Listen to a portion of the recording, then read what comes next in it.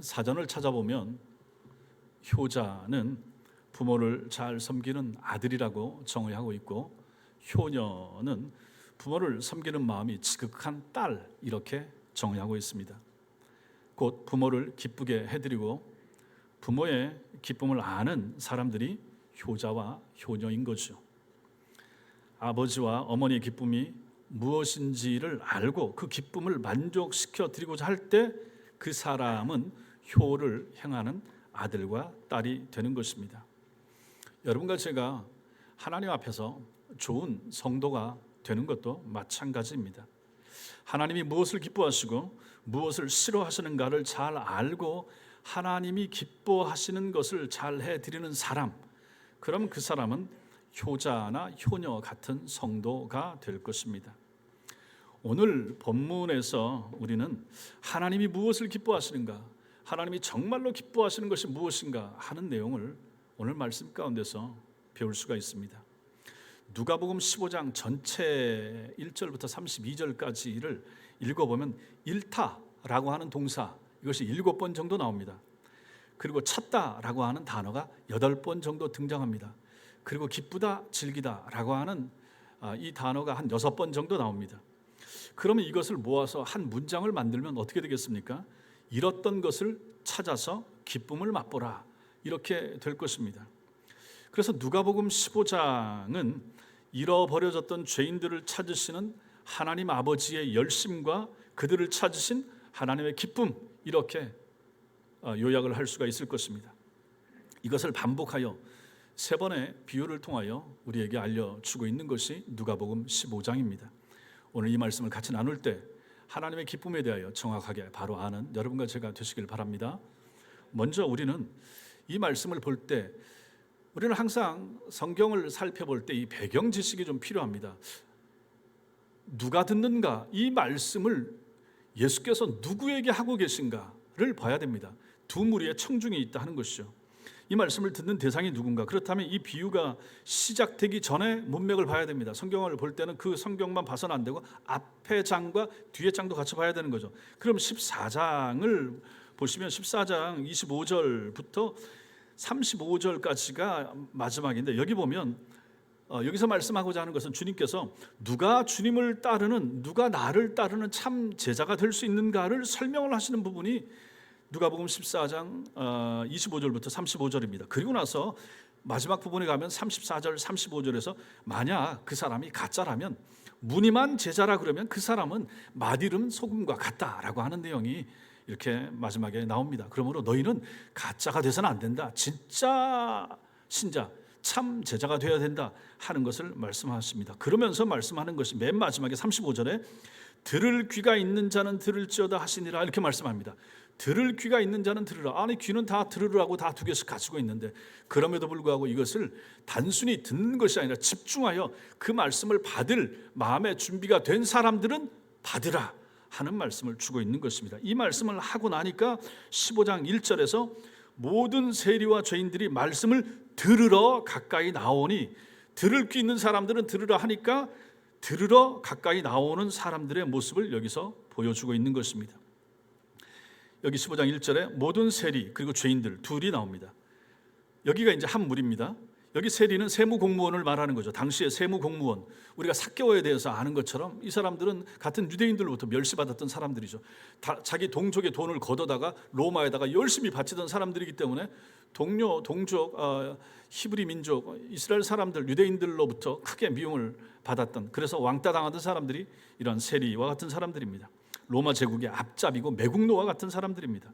그 다음에 죄인이 나옵니다. 이 죄인은 하나님의 율법을 범했다라고 여겨졌던 그러한 사람들, 천민들, 대표적으로 우리가 지난주에 보았던 죄인, 여자, 창녀와 같은 사람들, 이런 사람들을 죄인이라고 딱 못 박아서 상종도 못할 사람, 가까이에서는 안 될 사람, 그 집에 들어가서는 안 될 사람들, 이렇게 정해놓았던 거죠. 그렇다면 이 세리와 죄인들은 누군가? 오늘 첫 번째, 두 번째, 세 번째 비유에 나오는 잃어버린 양, 잃어버린 은전, 그리고 집 나갔던 아들과 같은 사람들, 이런 사람들이 여기에 포함되는 거죠. 이 사람들은 잃어버려진 사람들이고 자기 스스로 알았습니다. 우리는 죄인들이라고, 취급받지 못한다고. 이 정통 유대인들이 자기를 괄시하고 배제하는 그러한 죄인들이라고 알고 있었던 사람들입니다. 그런데 이 사람들이 어디로 나옵니까? 주님 앞으로 나옵니다. 주님께서 내가 말씀을 전할 텐데 듣고자 하는 사람들 나와라 했을 때 이 사람들이 제일 먼저 나온 거죠. 정통 유대인들은 상대도 안 해주는 사람들이 우리 주님이 부르니까 주님 앞으로 나오고 있다 하는 것입니다. 자, 이 사람들이 한 무리입니다. 세리와 죄인들. 또 한 무리, 또 한 집단이 나옵니다. 그게 누굽니까? 2절에 바리새인과 서기관들이 나옵니다. 이 사람들이 수근수근거립니다. 여기 수근거리다라고 하는 것은 광야에서 이스라엘 백성들이 불평하고 불평할 때 그 단어가 똑같은 단어입니다. 수근수근거리죠. 불평합니다. 왜 그렇습니까? 예수가 말씀을 전하는데 들으라고 나오는 사람들이 자기들은 상종도 안 할 사람들, 세리와 죄인들이 나오니까 야, 어떻게 저런 사람들과 같이 하느냐, 저런 사람들한테 말씀을 전하려고 하느냐, 불평하면서 자기도 들어야 되니까 할 수 없이 나오긴 나오는데 그 모습이 바로 2절에 나오는 것입니다. 이 사람이 죄인을 영접하고 음식을 같이 먹는다. 아주 탐탁치 않게 생각하면서 나오는 사람들, 바리새인과 서기관들입니다. 이 사람들은 오늘 비유에 이제 뒤에 보면 나오겠지만 누구와 같은 사람들입니까? 잃어버려진 작은 아들 말고 큰 아들 같은 사람들이 바로 이런 사람들인 거죠. 돌아온 동생을 반가워하지 않고 돌아온 동생으로 인해서 기뻐하는 아버지의 마음을 몰랐으며 동생을 위해서 잔치하는 아버지로 인해서 오히려 마음에 분노가 일어났던 그러한 큰 아들과 같은 존재들, 이들이 바로 누군가? 바리새인과 여기 서기관들이 바로 그 사람들입니다. 자, 이렇게 두 무리의 청중들이 예수님 앞에 나온 거죠. 세리와 죄인들, 그리고 바리새인과 서기관들, 이 사람들 완전히 상극에 있는 사람들이 주님 앞으로 말씀을 듣고자 나왔습니다. 이들을 향하여 주님께서 말씀을 하시는데 세 가지 비유를 전해주고 계시더라 하는 것입니다. 3절에서 누가는 주님이 가르치실 교훈을 가지고 비유라고 밝히고 있습니다. 그런데 이 비유라고 하면서 단수를 쓰고 있습니다. 하나의 비유가 되는 거죠. 분명히 세 개를 말씀하시는데 하나의 비유라고 하는 단어를 사용하시는 것입니다. 그래서 왜 그렇습니까? 세 가지 비유가 하나의 주제를 가지고 있기 때문입니다. 세 가지 비유의 공통되는 주제가 하나입니다. 그 주제가 무엇입니까? 다시 찾은 기쁨입니다. 다시 찾은 기쁨. 누구의 기쁨입니까? 이 기쁨의 주체가 누굽니까? 아버지, 주인으로 대표되는 하나님을 말하는 거죠. 하나님의 기쁨, 다시 찾은 하나님의 기쁨이 됩니다. 자, 첫 번째 비유, 이것은 잃은 양의 비유입니다. 잃은 양의 비유 3절부터 7절 같이 읽겠습니다. 시작. 예수께서 그들에게 이 비유로 이르시되 너희 중에 어떤 사람이 양 100마리가 있는데 그 중에 하나를 잃으면 99마리를 들여 두고 그 잃은 것을 찾아내기까지 찾아다니지 아니하겠느냐. 또 찾아낸즉 즐거워 어깨 메고 집에 와서 그 벗과 이웃을 불러 모으고 말하되 나와 함께 즐기자. 나의 잃은 양을 찾아내었노라 하리라. 내가 너희에게 이르노니 이와 같이 죄인 한 사람이 회개하면 하늘에서는 회개할 것 없는 의인 99으로 말미암아 기뻐하는 것보다 더하리라. 이 잃은 양 100마리 양 중에서 한 마리 잃은 양을 찾는 이 내용은 우리가 너무나도 잘 알고 있는 그러한 비유의 내용입니다. 목자는 양 100마리를 돌보고 있습니다. 양을 몰던 어느 순간 세어보니까 한 마리가 모자랐습니다.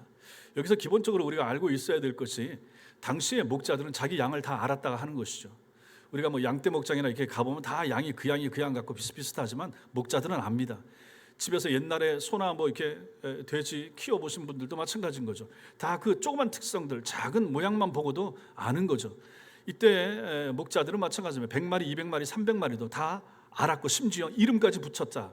이름을 다 한 마리 한 마리, 100마리 같은 100마리를 붙여가지고 그건 요한복음에도 나옵니다. 그래서 각각 그 이름을 부르면 또 이 양들은 그 신기해서 자기 이름을 목자가 부르면 안다고 합니다. 그럴 정도로 양과 목자는 가까운 관계가 되는 거죠. 그만큼 잘 알았다. 근데 그 100마리 중에서 한 마리가 어느 순간에 없어졌습니다. 잃어버린 거죠. 즉시 그 99마리를 동료 목자에게 맡겨두고 그 한 마리 찾아 나서야죠. 당연하지 않겠습니까? 잃어버린 즉시 찾아야죠. 왜냐하면 목자는 그 양의 습성을 잘 압니다. 양은 무리 지어서 사는 그러한 가축이기 때문에 무리를 떠나서는 절대로 살지 못하고 그 광야 같은 데서 길 잃어버리면 뭐 사자나 이리한테 잡혀야 먹기 딱 좋기 때문입니다. 그러므로 목자는 당연히 찾아 나서야 하는 것이죠. 목자는 99마리를 두고 한 마리를 찾아 나섭니다. 열심히 찾아 나서는 거죠. 이 목자는 누구를 상징하는 것입니까? 잃어버린 자를 찾아 구원하러 오신 예수 그리스도를 상징하는 것입니다. 양은 누구겠습니까? 당연히 하나님 없이 살아가던 모든 죄인들, 여러분과 제가 다 여기에 포함되는 거죠. 자, 4절 말씀, 4절에서 보듯이 목자는 양을 열심히 헤매다가 어떻게 합니까? 마침내 발견하죠. 찾아냅니다. 마침내 찾아냅니다. 찾아내기까지 찾아다니지 아니하겠느냐. 찾아내서 즐거워서 어깨에 메고 너무너무 기쁜 거죠. 잃어버렸던 한 마리 양을 찾았습니다. 그 한 마리 양, 야, 너 어디 돌아다니도 왔냐? 왜 너만 그렇게 튀어나갔느냐? 그런 마음이 들지가 않는, 너무너무 귀중하지 않습니까? 잃어버린 양을 찾았다. 아니, 아이를 만약에 어머니가 잃었다가 찾아도 그거 얼마나 기쁘겠습니까? 애를 뭐 타박하겠습니까? 애니까 할 수 없는 거죠. 양도 마찬가지 아니겠습니까?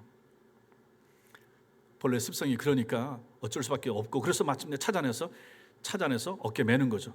들러매서 너무 기쁜 거죠. 그리고 돌아오고 즐거이 돌아오는 이러한 목자의 모습을 오늘 말씀이 보여줍니다.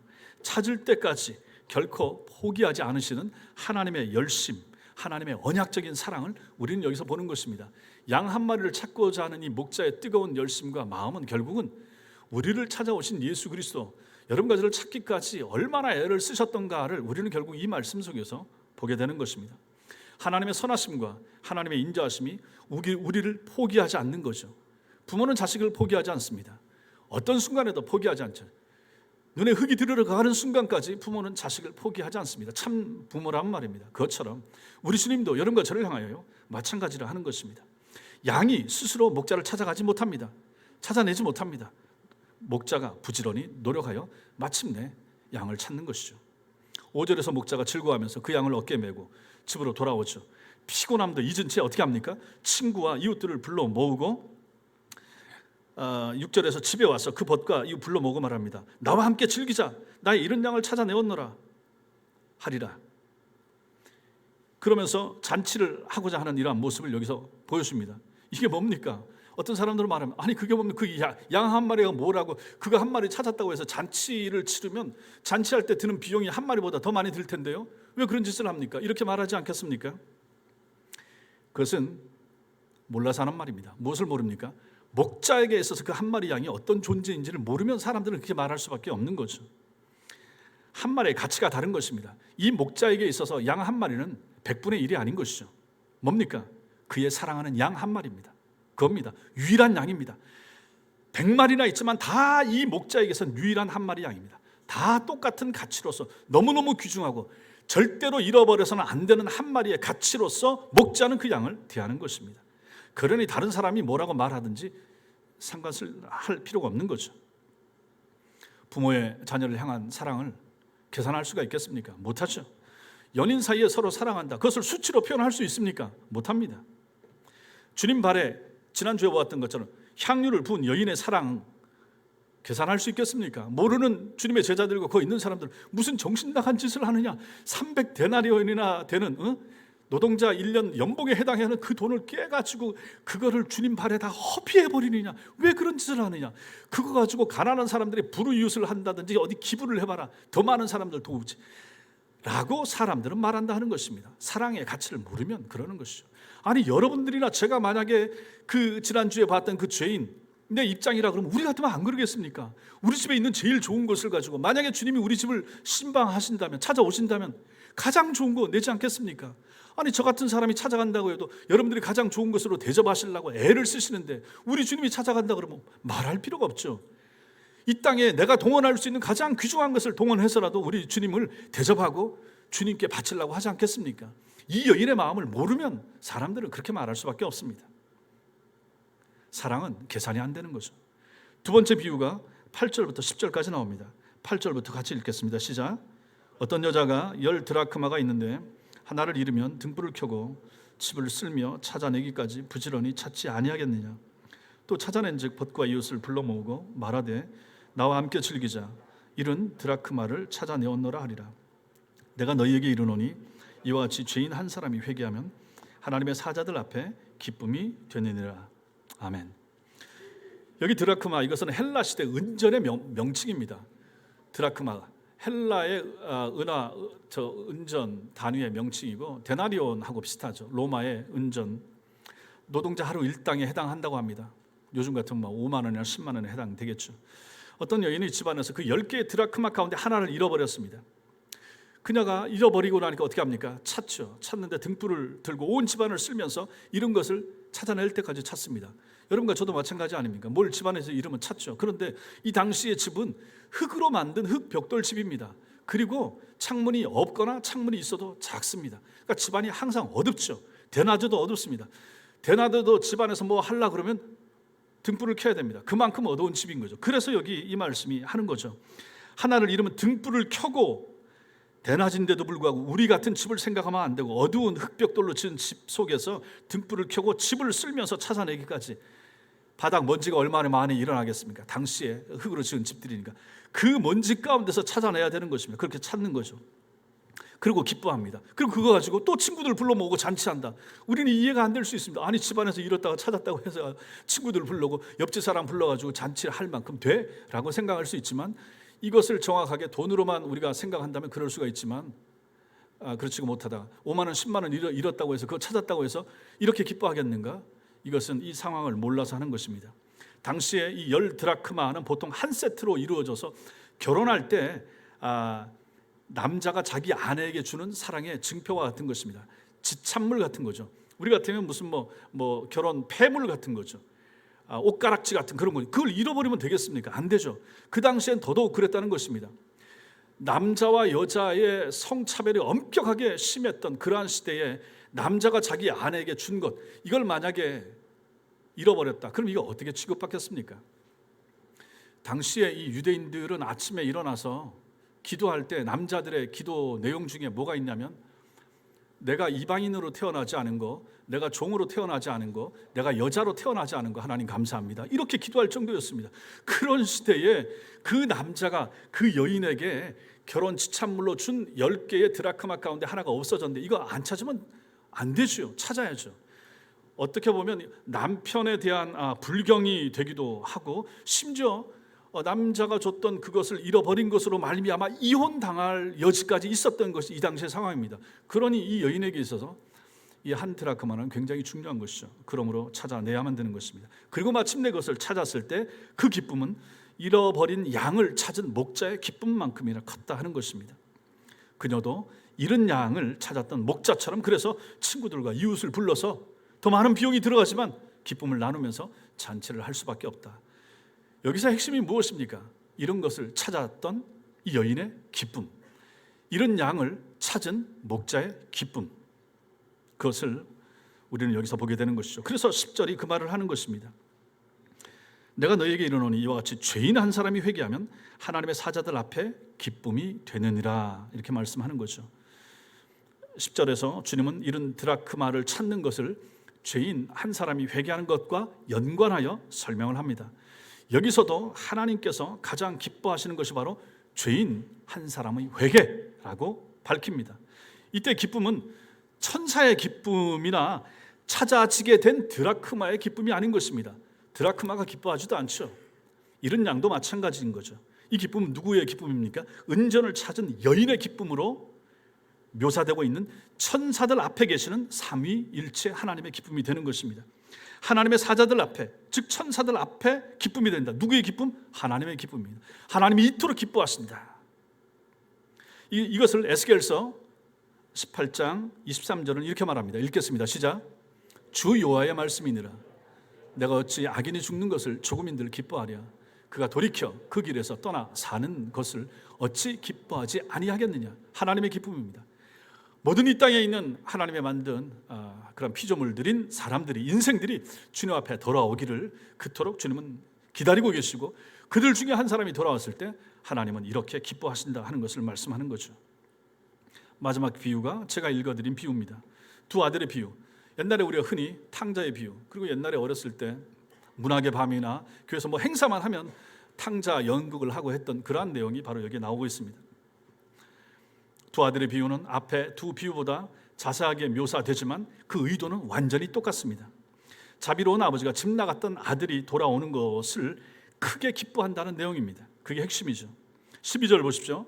12절은 살아있는 아버지의 유산을 달라라고 하는 둘째 아들의 철없는 요구가 나옵니다. 아버지가 살아계실 때 유산을 달라, 그러면 이게 쉽게 말하면 아버지 빨리 죽으셨으면 좋겠습니다, 이거하고 같은 거예요. 그러니 이런 철딱선이 없는 아들이 있습니까? 그런데 아버지가 어떻게 합니까?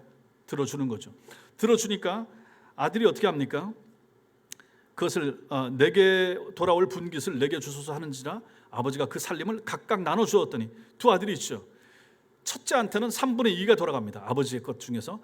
둘째 아들은 3분의 1을 주게 됩니다. 그래서 줍니다. 줬더니 13절에 그 후에 며칠이 안 돼요. 둘째 아들이 재물을 다 모아가지고 먼 나라에 가서 허랑방탕하여 그 재산을 낭비하더니 이게 뭡니까? 완전히 연을 끄는 거죠. 다 팔았죠. 그 당시에 뭐 돈도 줬을 수 있겠지만 땅이나 이런 거겠죠. 이걸 줘가지고 이걸 가지고 현찰로 돈으로 바꾼 거죠. 바꿔가지고 먼 나라로 갔다. 그러면 이방 땅으로 갔다는 얘기입니다. 동족을 떠나고 있으며 아버지와 아버지 집안을 다 떠나는 거죠. 그렇게 완전히 자기만 살겠다고 둘째 아들이. 이거는 이런 아들 이거 폐륜화 아닙니까? 아버지 살아계신데 재산 달라고 해가지고 그걸 다 팔아가지고 완전히 정리해서 탈탈 털어서 집을 떠나고 있는 아들이 되고 있다 하는 것입니다. 그리고 나서 나오는 내용, 그 후 며칠이 안 되어 재물을 다 모아가지고 나가서 어떻게 다 삽니까? 먼 나라에 가서 허랑방탕하여 그 재산을 다 허비하더니 아버지의 염려, 아버지는 이거 다 알죠. 이거 돈 모아가지고 나가봤자 얘 오래 못 간다 아는데도 불구하고 주는 거죠. 근데 그 아버지의 염려가 현실이 됩니다. 그리고 14절부터 20절은 가진 모든 것을 다 허비해버리고 완전히 거지가 됩니다. 거지가 돼서 이제 남의 집에 들어가서 종살이를 합니다. 먹을 것이 없어서 돼지를 치게 되는데 돼지에게 줄 열매까지도 없게 되죠. 그 당시 유대 사회에서 지금도 마찬가지지만 돼지는 가장 혐오스러운, 절대로 가까이 하지 않을 동물입니다. 먹지도 않고. 근데 그 돼지를 치는 일, 그까지 밑바닥으로 내려갔다 하는 것이죠. 그 돼지를 치는데 그 돼지에게 줄 먹이까지 자기가 먹고 싶을 정도로 배가 고픈데 그것도 줄 사람이 없다. 완전히 맨 밑창까지 내려갔다 하는 것을 보여주는 것입니다. 그러니 어떻게 됩니까? 정신을 차리게 되죠. 그리고 아버지께 돌아갈 생각을 합니다. 생각을 하는데 뭘 생각합니까? 야, 내 아버지 집에서 나는 아들이었고 내 아버지 집에 종들이 많은데 그 종들까지도 먹을 것이 있었는데 나는 여기서 뭐 하는가? 그 생각을 하게 되는 것입니다. 정신을 차리고 자기가 잘못했다 깨닫게 되는 거죠. 아, 내가 몹쓸 짓을 했구나. 아버지께 해서 안 될 짓을 했고 그 대가를 내가 지금 치르는구나. 이 생각을 하게 되는 거죠. 그래서 이제 생각을 고칩니다. 돌아가서 아버지께 용서를 구하고 앞으로는 이제 아들이 아니고 종으로 좀 써주세요. 이 말을 하리라 하고 이제 일어나게 됩니다. 그의 회개는 완전한 돌이킴입니다. 완전히 돌이키는, 맨 밑바닥에 어찌할 수 없는 데까지 내려갔더니 결국 정신을 차리고 돌아오게 되는 것이죠. 이제는 아들이 아니라 종으로 받아주세요 할 마음을 가지고 돌아오게 되는 것입니다. 자, 이제 아들이 돌아옵니다. 아버지는 알죠. 부모들은 다 압니다. 자식들이 그 길로 가면 고생하는 줄 알고 얘기하지만 그때는 잘 안 듣죠. 이건 뭐 어쩔 수 없습니다. 저도 마찬가지고, 저도 젊었을 때 부모님이 얘기하는 거 잘 안 들었었고 그 길로 가다가 결국은 실패하고 그러고 나서 정신 차리고 뭐 이렇게 되는데 결국 이 아들도 마찬가지인 것을 우리는 여기서 보게 되는 것입니다. 아버지는 얘가 다 털어먹을 것이다, 실패할 것이다 알고 있었고 그때부터 이미 기다리고 있는 거죠. 그가 돌아오기를 고대하시며 기다리다가 마침내 돌아오니까 어떻게 됩니까? 열정적으로 달려나가서 맞으신다라고 하는 사실을 우리는 이 말씀 가운데서 보게 되는 것입니다. 이 아들은 자신을 종으로 써달라고 말하기도 전에 아버지가 종들을 보내서 그에게 옷을 입히고 손에 가락지를 끼워주고 발에 신발을 신기고 잔치를 열라라고 하는 말을 듣습니다. 다시 옛날의 지위로 회복시켜주는 거죠. 종으로 받아주기만 해도 다행인데 아버지는 그렇게 하지 않더라 하는 것입니다. 재산을 다 말아먹은 그 아들임에도 불구하고 여전히 사랑하고 여전히 아끼고 종이라니 무슨 소리냐, 너는 여전히 내 아들이고 옛날과 똑같다라고 품어주시는 그런 아버지의 모습을 여기서 보여주고 있는 것입니다. 그는 다시 이전에 아들의 신분과 자리로 완전히 회복되는 것입니다. 자, 이 세 가지 비유가 완전히 똑같은 것이죠. 이 아들이 돌아왔을 때 아버지는 너무너무 기쁜 거죠. 다 털어먹고 돌아오는 아들임에도 불구하고 그 아들 돌아왔다고 해서 온 동네 사람들 다 불러 모으고 잔치를 열고 있다. 집안에서 잃어버려졌던 은전 하나를 찾은 것 때문에 너무 기뻐하면서 또 동네 사람들 불러 모으고 잔치를 하고 있으며, 잃어버렸던 그 양 한 마리, 그 가치가 얼마 된다고 해서 그 양 한 마리 다시 찾은 것 때문에 또 친구와 이웃을 불러놓고 잔치를 벌이고 있는 목자, 다 세 가지가 다 똑같다라는 얘기입니다. 잃은 것을 찾은 아버지와 주인, 여인의 기쁨을 묘사하고 있는 것입니다. 이것이 세 번째입니다. 세 번째, 우리가 이 말씀을 보는 것이 결국은 하나님의 기쁨에 대하여 우리는 보게 되는 거죠. 7절과 10절 말씀을 보십시오.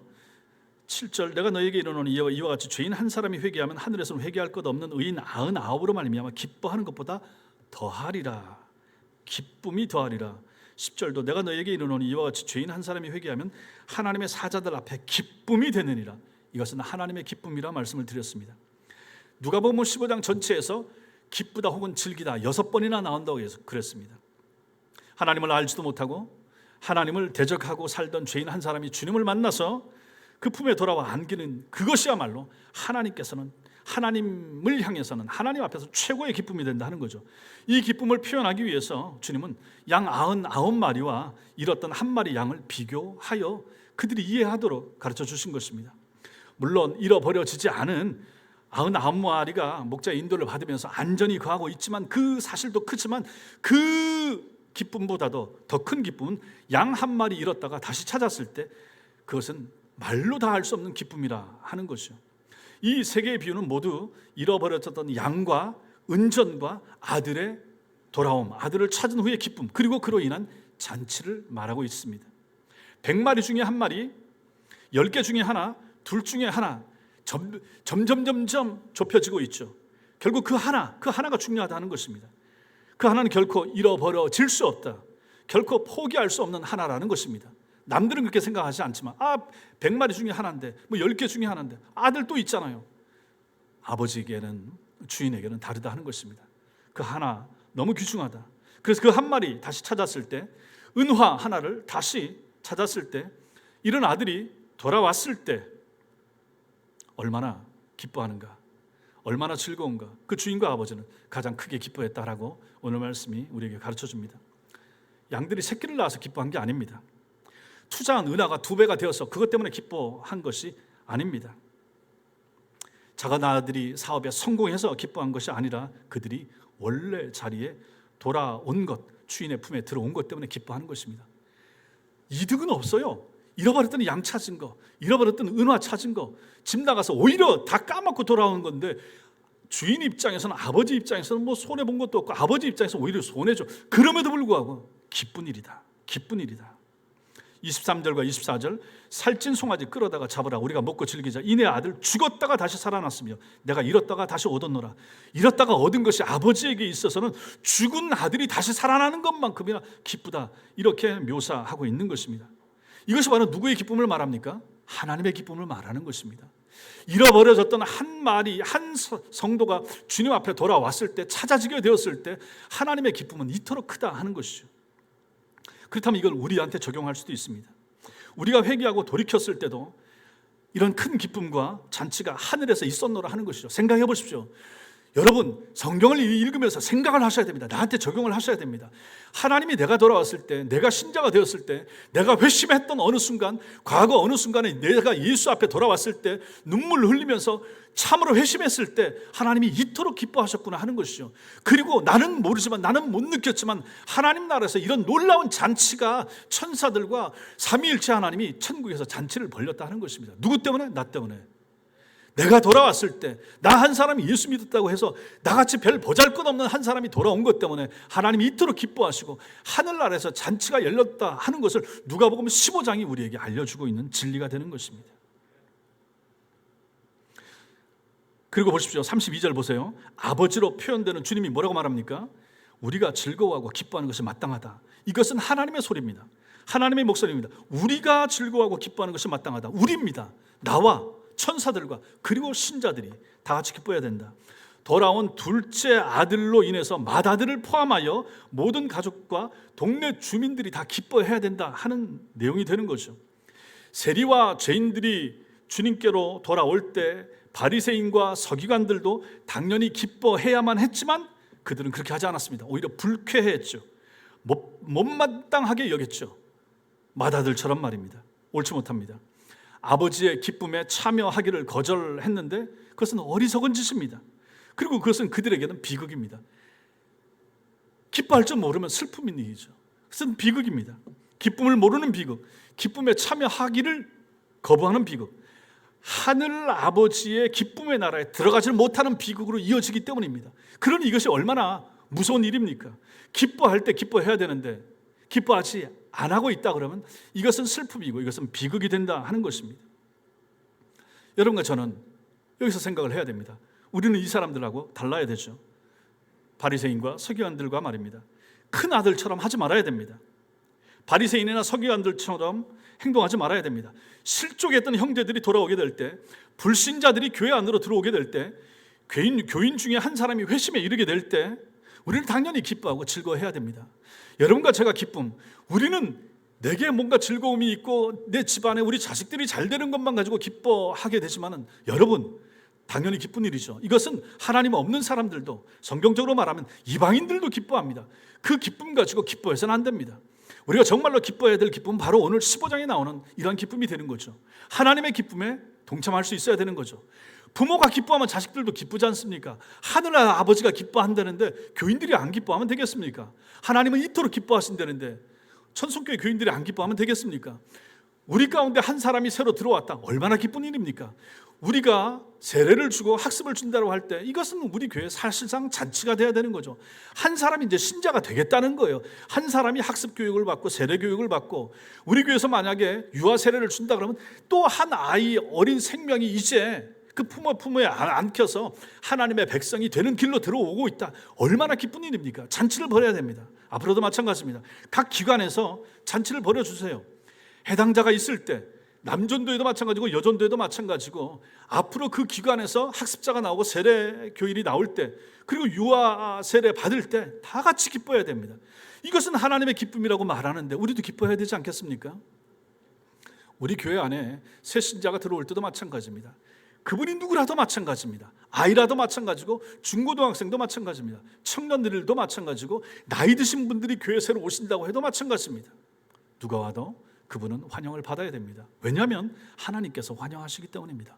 하나님이 기뻐하신다는데 땅에 있는 교회가, 땅에 있는 성도들이 대충 생각하면 되겠습니까? 말도 안 되는 거죠.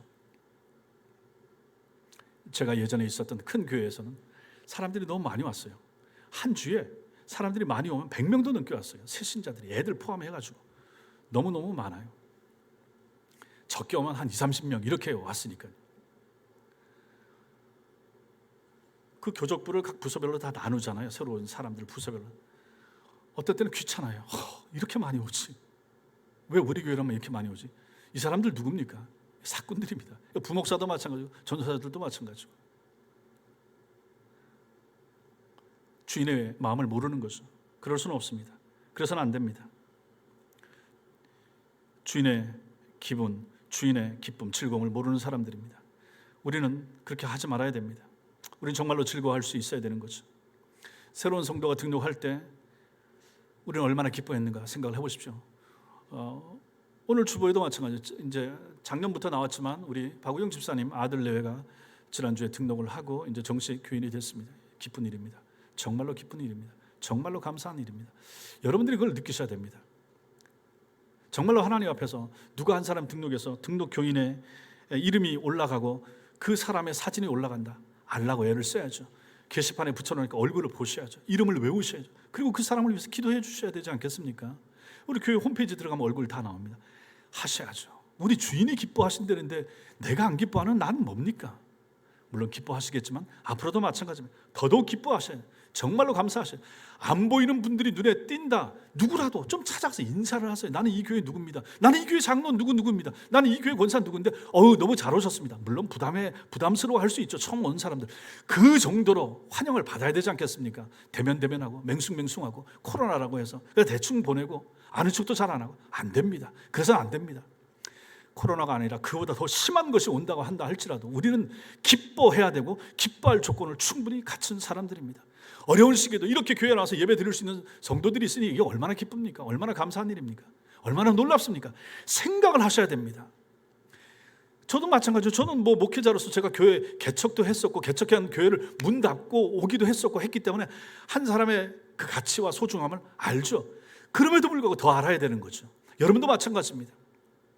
작은 교회에 있어봤던 분들 아시지 않습니까? 교회가 어려웠을 때, 힘들었을 때, 아니면 교회가 나눠졌을 때, 교회 시험이 들어가지고 막 싸움이 일어났을 때 그런 경험이 있었다 그러면 교회가 평안하다는 것이 얼마나 기쁩니까? 얼마나 즐겁습니까? 우리 교회 한 사람이 새로 왔다는 것이 얼마나 가슴이 뜨거운 일입니까? 그런 마음을 느낄 수 있는 성도들이 되셔야 된다는 것을 우리는 이 말씀에서 보게 되는 거죠. 대충 기뻐해서는 안 됩니다. 너무너무 즐거워해야 되는 거죠. 한 사람으로 인하여 기뻐하는 기쁨이 우리 마음속에 느껴질 때 그것은 아버지의 마음을 느끼게 되는 거죠. 하나님의 마음이 절절하게 느껴지는 하나님의 마음을 우리 마음속에 품을 수 있어야 그 사람이 참 성도고 정말로 교회를 아끼고 사랑하는 사람이 되는 것입니다. 그런 기쁨이 여러분과 제 속에 있게 되길 바랍니다. 마지막으로 우리는 우리 자신에 대해서 생각할 수 있어야 됩니다. 우리가 누군가 잃어버려졌던 사람들이라 하는 것이죠. 25절 이하에서 우리는 이 상황을 대하는 이제 맏아들의 모습을 좀 봐야 됩니다. 그는 방탕하게 살다가 돌아온 동생을 극진히 환대해주는 아버지가 못마땅했습니다. 오히려 분노가 일었습니다. 그래서 잔치 자리에 들어가기를 거절하고 있습니다.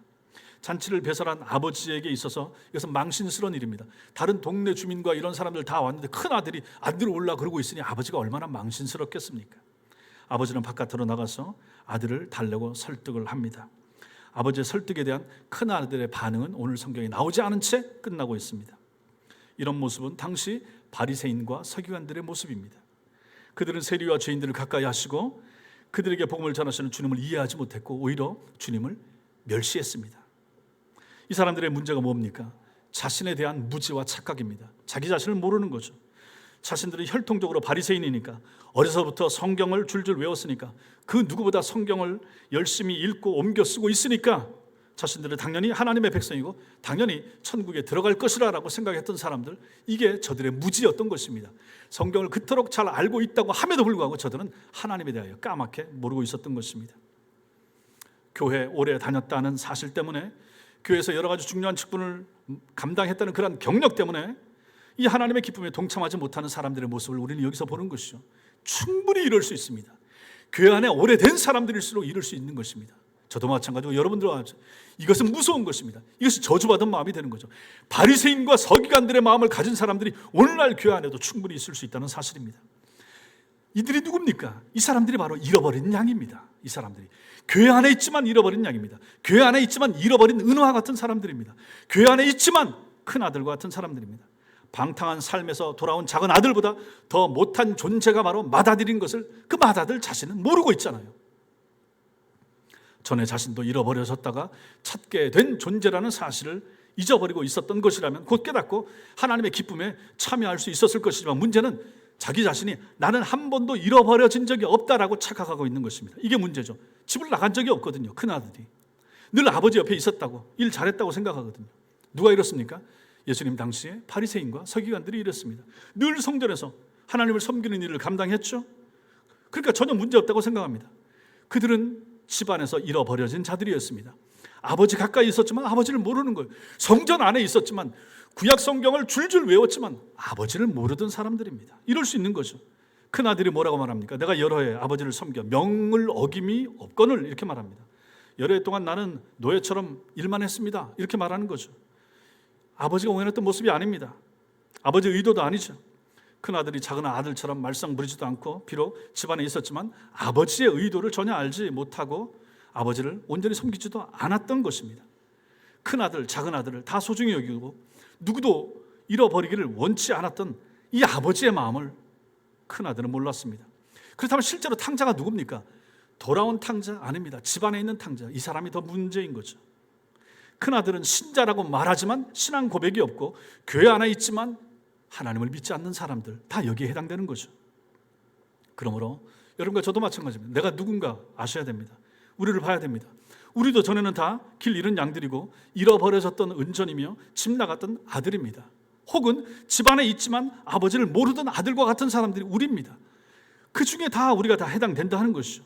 그런 우리를 하나님이 먼저 찾아오셨고 찾아내셨으며 찾은 우리로 인하여 하나님이 기뻐하셨다는 것이죠. 그러므로 여러분과 제가, 우리 한 사람 한 사람이 하나님의 기쁨의 이유가 되었다 하는 것이죠.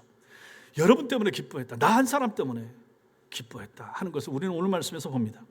사랑하는 성도 여러분, 오늘 본문에서 가장 중요한 단어가 무엇입니까? 기쁨입니다. 기쁨. 누구의 기쁨입니까? 하나님의 기쁨입니다. 죄인 한 사람의 회개가 하나님께 가장 큰 기쁨이 됩니다. 회개는 둘째 아들처럼 자신이 얼마나 못난 사람인지, 얼마나 큰 죄인인지, 얼마나 아버지를 대적했는지를 바로 알고 오직 자비와 은혜를 바라면서 아버지께로 돌아서는 것입니다. 회개하는 사람만 그 지위가 회복이 되고 아버지의 사랑을 확인받을 수 있으며 잔치에 참여하게 될 것입니다.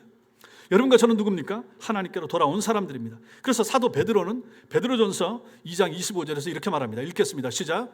너희가 전에는 양과 같이 길을 잃었더니 이제는 너희 영혼의 목자와 감독 되신 이에게 돌아왔느니라. 돌아왔습니다. 우리 영혼의 목자와 감독의 품을 다시 떠나서는 안 됩니다. 떠나면 어떻게 됩니까? 사망과 지옥으로 갑니다. 우리는 오늘 말씀을 통해서 우리의 회개를 하나님이 얼마나 기뻐하시는가를 알았습니다. 이런 사람들이 돌아올 때마다 하나님은 기뻐하시고 그때마다 천국에서 잔치가 열리는 것입니다.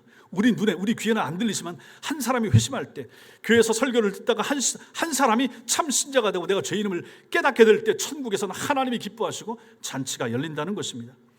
이 사실을 우리가 압니다. 이제 알게 됐습니다. 그럼 어떻게 해야 됩니까? 가만히 있으면 안 되죠. 하나님이 매일 기뻐하시도록 천국에서 매일 잔치가 열리도록 해야 될 책임이 우리에게 주어지게 되는 것입니다. 그 일이 무엇입니까? 전도하는 것입니다. 전도해야죠. 잃어버려진 한 사람을 찾아야 됩니다. 찾기까지 부지런히 찾아야 됩니다. 가까이 있어도 찾고 멀리 있어도 찾아야 됩니다. 누구라도 찾아야 됩니다. 가족들을 먼저 찾아야 됩니다. 잃어버린 양 한 마리 목자가 찾듯이 이 은전 하나를 그 여주인이 찾듯이 찾아내야 됩니다. 아버지가 기다리듯이 그런 기다림의 마음이 우리에게 필요합니다. 가족을 먼저 찾아야 됩니다. 가족을, 가까이 있지만 하나님과 멀리 떨어져 있는 그러한 가족들이 우리 가정 안에 있을 수 있습니다. 그래서 올해 전도 목표를 세우십시오. 전도 목표를 어떻게 세웁니까? 한 사람만 정하면 됩니다. 올 한 해 동안 내가 한 명만 전도하겠다. 제가 봤을 때 이거 매년 이렇게 하시면 됩니다. 매년 한 해 시작할 때 하나님 올해 동안에 한 사람 전도하게 해주세요. 그분이 전도돼서 우리 교회로 와도 좋고 아니면 다른 교회도 나가도 좋고 그 역할을 하기 위하여 기도하고 정하는 것입니다. 그 마음이 필요합니다. 왜요? 하나님이 기뻐하신다니까. 내 가족을 위해서 기도하시고 전도하십시오. 명절은 가족과 친지들이 모여서 웃고 즐기는 시간들입니다. 가장 기쁜 시간들입니다. 그렇잖아요. 명절 때 다 볼 수 있으니까요. 이것을 영적으로 바꿔 보십시오. 영적인 것으로 바꿔서 생각하면 하늘 가족들이 다 모이는 시간을 한번 생각해 보십시오. 하나님이 기뻐하신다라고 한번 생각을 해보십시오. 예배하는 자리가 하나님이 가장 기뻐하시는 순간인데 이 자리에 있어야 될 누군가가 없다. 그럼 기쁨이 좀 상쇄되지 않겠습니까? 그 자리를 채워서 같이 기뻐할 수 있도록 우리가 애쓰고 노력하는 것이 필요하다 하는 것이죠. 가족이 다 모여야 되는데 한 사람이 빠졌다. 완전한 기쁨이 안 되는 것입니다. 그러므로 우리는 한 사람을 찾기 위해서 애를 써야 됩니다. 찾아 나서야 됩니다. 올 한 해 그 일을 하시라 하는 것입니다. 한 사람 전도를 위하여 기도하시고 태신자를 품는다고 하죠. 그래서 가까운 사람 누구라도, 가족 중에 누구라도 정하고 마음에 품고 기도하면서 하나님 이 사람 보내주세요, 예수 알게 해주세요 하고 기도하시라 하는 것입니다. 왜 그렇습니까? 하나님의 기쁨이기 때문입니다. 하나님이 기뻐하시면 나도 기뻐하게 되죠. 하나님의 기쁨에 동참하는 그 사람이 참된 신자 아니겠습니까? 이 기쁨을 가지고 달려가시고 노력하시고 올 한 해 하나님을 기쁘시게 해드리는 복된 성도들 다 되시기를 주님의 이름으로 축원합니다. 기도하겠습니다.